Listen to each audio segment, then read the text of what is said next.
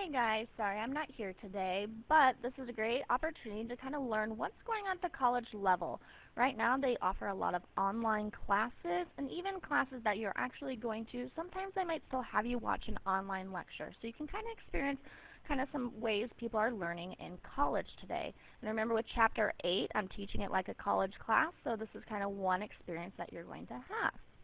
Throughout the video, if I'm talking too fast and you're not able to write down the notes, since it is uploaded on YouTube, you can go ahead and pause it, to catch up. If you need to rewind it to go over a part again, you are more than welcome to do that. So here on the screen, I have that schedule for the rest of the year. Again, as you can see, we are on the countdown. So we're starting our last chapter today. Remember, with this chapter, you have all of your homework assignments ahead of time, and they are not going to be due until the day before the test. A lot of the problems are odd, so make sure you are checking the back of the book to get that feedback to make sure you are doing those problems correctly. So today we're doing 8-1, and the homework assignment today will not be due until May 3rd or 4th, depending on what block you are in. However, on Thursday or Friday, so the next class I see you, we will go over these homework problems, but you just won't turn it in at the end of class. So this chapter is all about exponents, and we're going to learn some things called logarithms later on. Those of you who are in chemistry, you might have already seen those. But today we're just talking about exponential growth, and you have seen this probably in Algebra 1, but it's just been a while. We're just going to do a very basic introduction to exponential growth, so you'll actually next year, if you're taking Algebra 3 or college algebra, even pre-calc, you're going to see this expanded on a little bit more. So exponential growth. With exponential growth, this is the basic function of exponential growth. Y equals a times b to the x power. A can never be 0, but it can be any number. It can be a negative number. We won't see that much this year, but it can be a fraction, a decimal. It could be a nice pretty number like my favorite number, 5. B is really important. B is always going to be greater than 0, so you will never see a negative in for B. Now, depending on what B is, it's going to be the type of graph. So if B is greater than 1 here, you're going to see exponential growth, which means things are going to grow exponentially. This is the fastest rate of growth that we see. And a lot of times this is used to model population. A lot of scientists use this to model growth of bacteria and everything like that. Decay factor, B is going to be less than 1, and remember, B cannot be greater than, or can't be less than 0. So when I say less than 1, we're talking about B is going to be a decimal or a fraction that is less than 1. So like 0.5 or 1/4, something like that. And with exponential decay, you're going to see it kind of shape this way. It's going to go down. And with exponential decay, I think the best real-world example to modify that would be cars. Once you buy a new car, you've probably heard the moment you drive it off the lot, it's going to decrease in value, and it usually decreases exponentially. So for example, my first car was a 2005 Hyundai Elantra. It was bought for about $14,000, and about 10 years later, if I went to Kelley Blue Book, if I was going to trade it in, I ended up getting about $1,000 for it. So kind of dagger to my heart since it was my first car, but that's how it works. Now there is that caveat, some of you might be thinking, that if your car is labeled a classic, it will go up in price, but typically your car is going to decrease in value. Oops, sorry, I went too far here. Alright, so notice it says example 4. That's because this goes with example 4 in your textbook. So if you get confused, you can always look in your textbook at example 4 under this part to kind of get some more clarification here. But here, we're not going to graph these, and I just want you to know, hey, given this equation, is it going to be exponential growth or exponential decay? Remember that letter B is going to be what decides if it's growth or decay. If B is greater than 1, it's going to be growth. And if it is less than 1, it's going to be exponential decay. Sorry, I don't know why that keyboard popped up. All right, so looking at our first equation, this is the A part, this is B. So if we look, B is 0.12. That is less than 1, so that would mean this is exponential decay. And on your homework, you can just write decay. That's fine. That's a great abbreviation for me. Looking at our next one, remember, once again, our first letter is going to be A, and then B is going to be 5. 5 is greater than 1, so that has to be growth. So this would be a growing graph. Our next example here is A, here is B. Well, B is 1/2. So 1/2 we hopefully know is 0.5. That would be less than 1, so this is decay. Just to throw out some extra examples that you might see something that y equals 3/2 to the x power. Now, notice there's no number in front, but there actually is. There is a 1 in front of here, and that would be A. So B, remember, always has to be with that exponent of x here, so with that power. So B is 3/2. A lot of us like to jump to conclusions when we see, oh my gosh, it's a fraction, it has to be less than 1. But look, it's an improper fraction. 3/2 is actually the decimal representation of 1.5. So this is greater than 1, which means this would represent growth. So just be careful when you're going over your homework that there might be a few curveballs like that. Moving on to our next segment, we are going to start graphing. So here we want to graph the equation 4 times 2 to the x power. Now, when we graph this, hopefully we know that this is 2. B is a growth factor, so it's greater than 1, which means our graph is going to slowly slope up like this. Now, when we graph, we are not going to shift our graph any way. Since this is very basic and introduction here, we're just going to go straight into a t-chart. And with our t-chart, you are going to use the same x values for every single graph. So the x values I want you to use are -2, -1, 0, 1, and 2. This means our graph is going to be centered around the 0, so centered around the y-axis here. Next year, you might see it shift up or to the left or to the right, but today it's just going to be, or this year, it's going to be centered around that y-axis. So to find our y values, we're going to take this equation up here and we are going to substitute in our values for x. You are going to get some big numbers today. You are going to get some decimals. So remember, in that case, you do need to change the scale of your graph because I want to see all those points on your graph. I don't want to see you put some random point up here and call that 13. So what I recommend is finding all your points first and then deciding if you need to change the scale. So here we are going to do 4 times 2 to the -2 power. And if you type that in your calculator, and I'm typing mine in right now, it will work exactly like this. So I get 1. So I typed it in just like that. So our first point is going to be at -2, 1. Next time I'm going to type it in. I'm going to substitute in -1. So 4 times 2 to the -1 power. And that gives me 2. So my next point's at -1, 2. Going to go ahead and type in 0 for x. Oops, that should be a 2. So 2 to the 0 power, hopefully you remember from last chapter, anything to the 0 power is 1. So this is going to be 4 times 1, which gives us 4. So we have 0, 4. Moving on to 1, we're going to do 4 times 2 to the first power, and that's going to give us 8. So we have 1, 8. And then our last one here, we have 4 times 2 to the second power. And when we type that in our calculator, we are going to get 16. So notice, oh my gosh, 16 is bigger than 10, so we are going to have to change the scale. If I change the scale to count by 2s, we're going to be able to get to 20. So we will be able to fit that on there. Don't be afraid of changing the scale bigger than that. Going by 5s, hundreds even, you might have to do that. So I want all your points on your graph today. When you do change the scale, I expect to see you change the scale on the graph. So this would be 2, this is 4, this is 6, 8, 10, and so forth. I want to see you write all of these on your graph so I know, oh, they changed the scale, because you might change the scale different than what your neighbor is doing.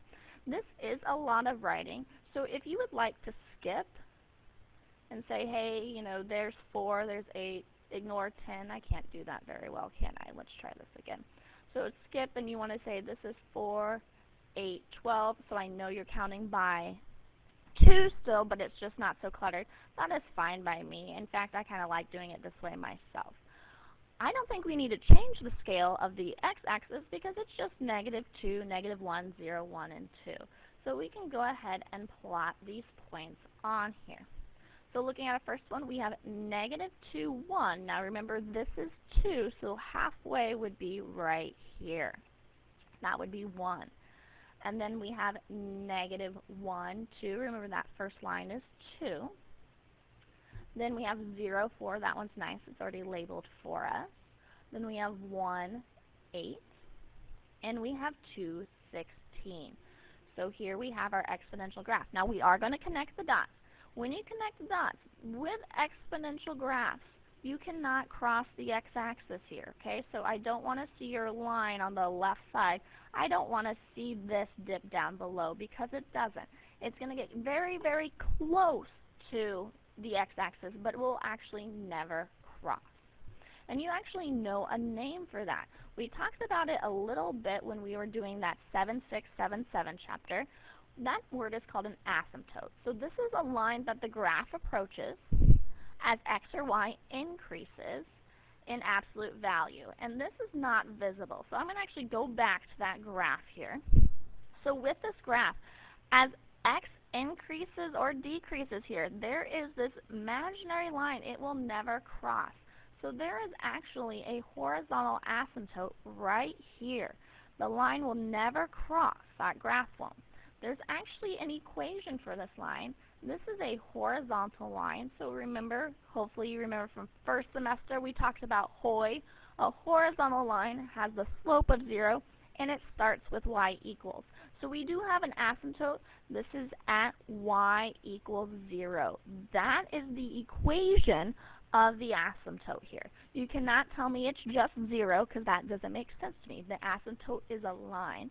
So I need you to write the equation of that horizontal line. So in this case, this would be y equals 0. So, okay, let's go ahead and go back here to asymptote here. And we're going to do another graph. This one is example 5. I'm kind of skipping around in your textbook if you can't tell. And we're going to graph another exponential function. There is an added thing here where I want you to identify that horizontal asymptote. Looking at our graph, I do see 36, so I see a big number, so I'm thinking I might have to change the scale again, but we will see. And I notice that b is 0.5. That's less than 1, so that is a decay factor. So I'm going to start with my t-chart.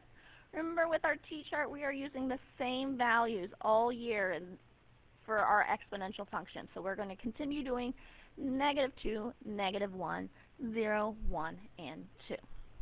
So now we're just going to take our values and we're going to plug it in our graph here. So we need to do 36 times 0.5 to the -2 power. We're going to do 36 with 0.5 to the -1 power, 36 to the 0.5 to the 0 power. Here I have 36 times 0.5 to the first power, and 36 times 0.5 to the second power. So we are going to have to compute all of these in our calculator here. So once I have this in my calculator, hit enter, we can get our values. So it looks like if I type in with -2, oh geez, I got a really big number. I got 144. So then I try -1, I have 72. 0 gives me 36. And then 1 gives me 18. And then 2 would give me 9. So yes, I'm definitely going to have to change the scale again.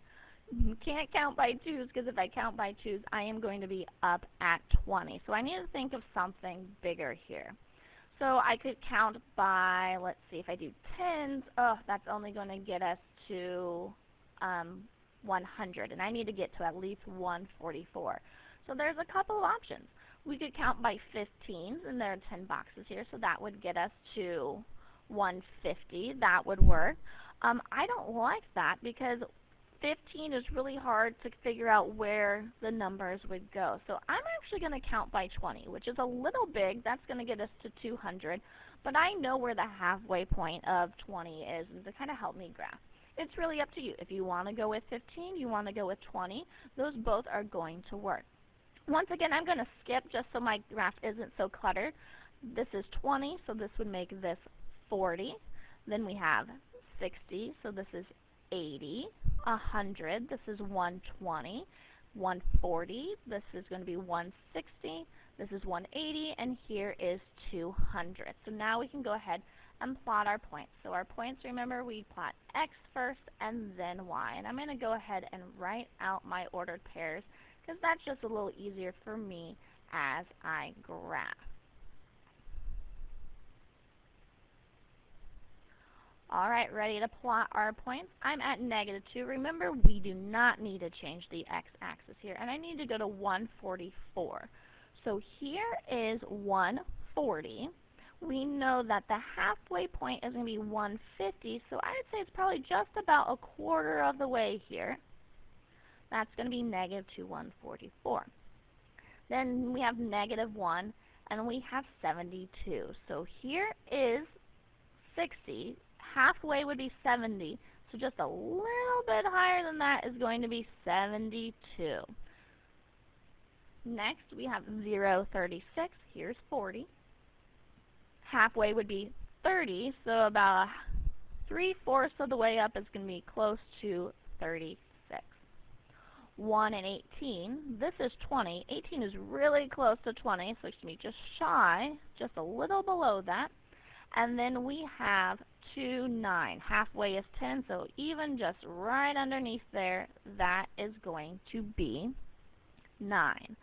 We're going to connect our dots. Look, it's going down, so this does represent exponential decay. And just like the exponential growth, we do not want to cross that x-axis because, once again, that is our horizontal asymptote. The line cannot cross. And I like to talk about cars. So my hunk of junk that I turned in for about $1,000, if I would have kept it for 10 more years, because it probably still would run, I would be able to get some money for it. Would I get $1,000 for it? No, because it'd probably have rust spots and everything, and it probably wouldn't be classified as a classic. But I could turn it in and maybe get $120 for it. So with cars, typically, even if it's not running, you can get still some money for it. So with exponential decay, you're always going to have a little bit of something. It's just going to get really, really small. So we need to find that horizontal asymptote. Once again, that's a horizontal line, so that's HOI, H for horizontal, slope is 0, and it starts with y equals. So our horizontal asymptote, once again, is y equals 0. In this class, it's always going to be y equals 0. Next year, you're going to learn to shift this graph up, so the horizontal asymptote might be like y equals 3. Or you could shift it down and it could be y equals -5. But that's next year. So this year, it should only be y equals 0. So I want to kind of review what our exponential functions are, because we are going to do some word problems today. With our word problems, we're going to use this equation, y equals ab to the x power. A is always going to be our starting point. So a lot of times with exponential growth or decay, we use it to model real things. So like it could talk about population, and we're going to do an example with population. So the starting population, and then we could have either the growth or decay factor. It's going to be the same equation whether it's exponential growth or exponential decay.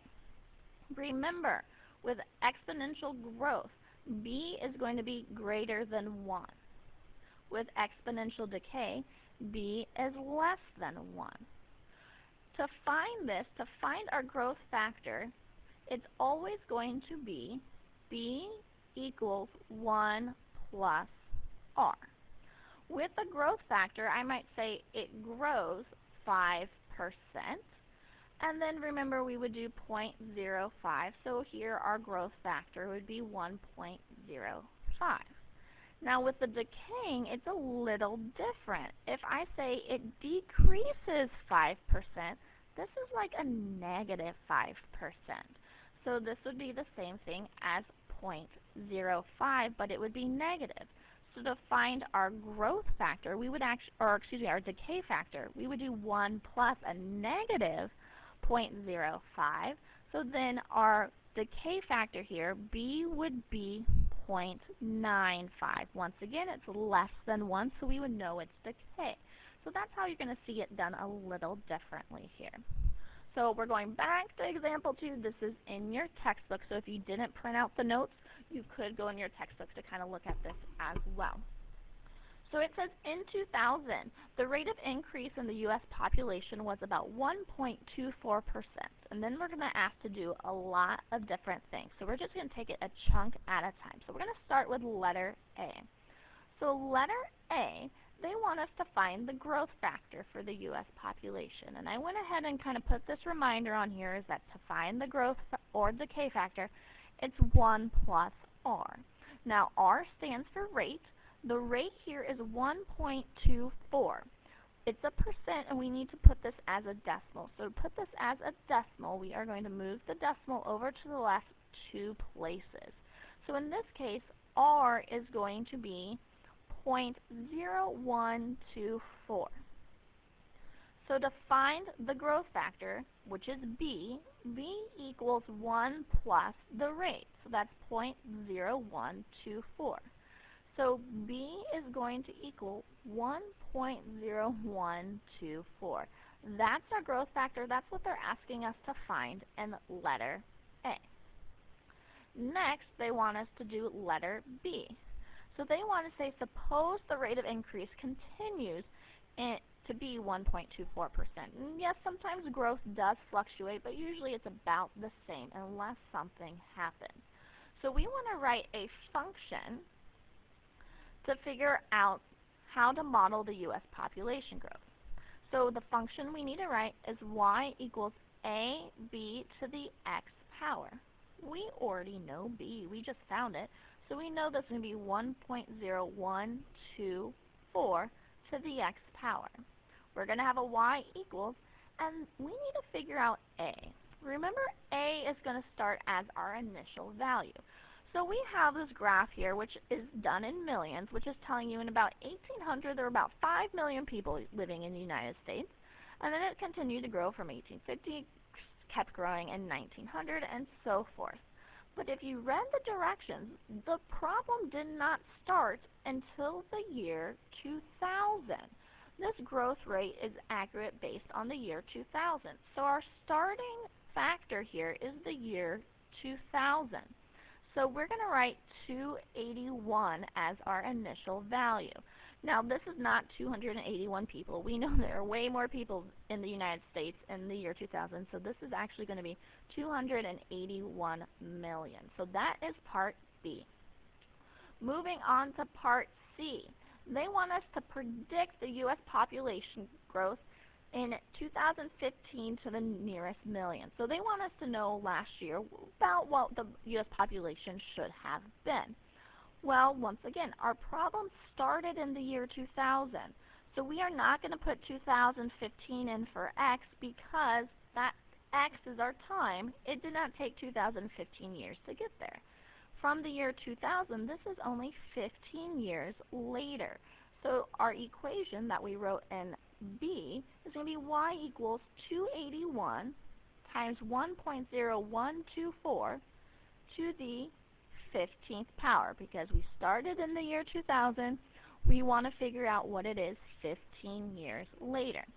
So all you have to do is type this in your calculator. So 281 times 1.0124, and that's going to be to the 15th power. And I get a really long decimal. This gives me 338.055 blah, blah, blah, blah, blah. They want us to round to the nearest million. Our nearest million is going to be right here. And so since this is 0, we're not going to round it up. So approximately in 2015, the population was 338 million in the United States. Alright, we're going to keep doing examples like this, but now we're going to change it to decay. And so I kind of skipped again. This is example 6 in your textbook. So here we have a graph, And we want to figure out with the car what it would be after 6 years. So we have a car. It looks like it started at $20,000, and after 1 year it was going to be $17,000, and so forth. And my recorder's in the way there. So in 4 years it looks like it's a little more than $10,000. So it's steadily decreasing there. Unfortunately, what's different about this problem is they do not give us the rate. The other one was nice. We could just move the decimal and plug it in for b. We have to find the rate. So to find the rate, this is the equation your textbook's going to give you. And it's the final value minus the initial value, and then we're going to divide it by the initial value. Well, we don't know the final value because this graph goes on forever. And we know after year 4 it's something a little over 10,000, but I still don't really know what that would be. I can't accurately read that. So when we talk about final value, I want you to pick something that would be easy for us to see. If you notice, our second bullet here, it's labeled for us. So this is telling us that after 1 year, it's $17,000, and that's what we are going to use for final value. Initial value is its starting point. Excuse me. So looking at our starting point, so when they first bought the car appears to be $20,000. So we're going to substitute that in for initial value both on the top and the bottom. So our rate equals the final value, which in this case is just going to be $17,000 because that's the only value we can accurately read. And then it's minus the initial value. So this would be $20,000. And we're going to divide it by $20,000. Now you have to do the top first, because if you type it in your calculator without parentheses and everything, your calculator will not follow the correct order of operation. So I'm going to just go ahead and do the top separately. So the top separately tells me that this is going to be negative 3,000. And then I need to divide that by 20,000. So dividing it by 20,000, I get that the rate is negative 0.15. So now we can find the growth slash decay factor, and we know this is going to be decay because I can tell by the graph. So to find the growth or decay factor, remember that's b, and that equals 1 plus the rate. So this is going to be 1 plus negative 0.15. So it looks like b is going to equal 0.85. That's going to be our growth factor. So the equation we want to use is y equals ab to the x power. We know b, we know it's 0.85, but we need to find a. A, remember, is the initial or the starting value. We know that. The car started at $20,000. So I have y equals 20,000 times b, which is 0.85, to the x power. And it says we want to estimate the value of the car after 6 years. Well, 6 years, that's what we're going to substitute in for x. So we're going to have to plug in a 6 right here. So in my calculator, I'm going to type 20,000 times 0.85 to the 6th power to kind of see what the value of the car would be. And once again, you are going to get a messy decimal, and that's okay. And it looks like after about 6 years, this car is going to be worth $7,542. Now notice this is money, so we can do 2 decimals and 99 cents. So just short of $7,543. So there's our final answer here. Definitely look through your notes to make sure you can find this formula to find your growth or decay factor, and then also to find your rate, that final value minus initial value divided by the initial value. Alright, and then the last 2 examples we are going to do, they are exactly the same. This is example 3, and I am going to go ahead and put a little star by it. You might want to put a little star by it too, because these are typically the problems students struggle with the most. Here we are going to write an exponential function. And I'm going to give you 2 points that lie on the graph, but then you have to write the equation. And as just a reminder, we want to write the equation y equals ab to the x power. With our equation, we should still have a y, we should still have an x, but we are going to have to find the values for a and b. So they've given us 2 ordered pairs here, and it doesn't matter which one you start with. I'm going to start here with 1, 6 because that's the basic one, or that's the first one they listed. So with an ordered pair, remember this is x, this is y. So I'm going to plug this into the basic exponential function. So instead of y here, I'm going to write 6 equals, well, I don't know a, I don't know b, but I do know I want b to the first power. Now this is really important here. Now what we are going to want to do, and I'm going to put a star here, we want to solve for a, which means we want to get a by itself.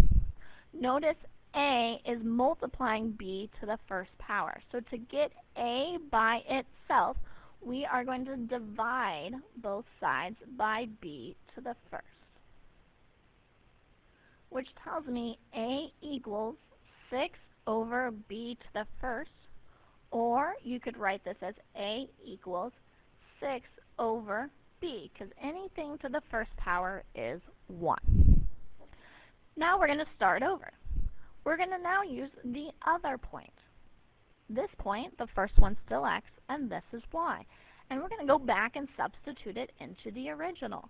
So I have 2 equals a times b to the 0 power. From here, we're going to go ahead and substitute a. We know a equals 6 over b, so I'm going to go ahead and substitute that in for a. So from here, I have 2 equals 6 over b, and that's going to be times b to the first. Now some of you might be thinking, well, hey, that's b to the first, that's just 1, and you're absolutely correct. I would actually go ahead and simplify this a little bit up here and say, oh, well, if b to the 0 power is 1, I already know that a is 2. But I'm going to solve it a little differently here because, unfortunately, you're not always going to be given a 0, and that's the easy way out. So we're going to do this mathematically exactly how it should be. So here, we know this is actually going to be the value of 1. So to rewrite this, I have 2 equals 6 over b. That was a horrible 6. To solve this, this is like a proportion. What we're going to do is we're going to multiply the top and bottom by b. So I get that 2b equals 6, and I can divide by 2, which tells me that b is 3. So I'm going to go back here. We now know that y equals a times 3 to the x power. Well, we need to still find a. We have a formula for a. We know that a equals 6 divided by b. So a equals 6 divided by b. Well, b we just found out is 3, which tells us a equals 2.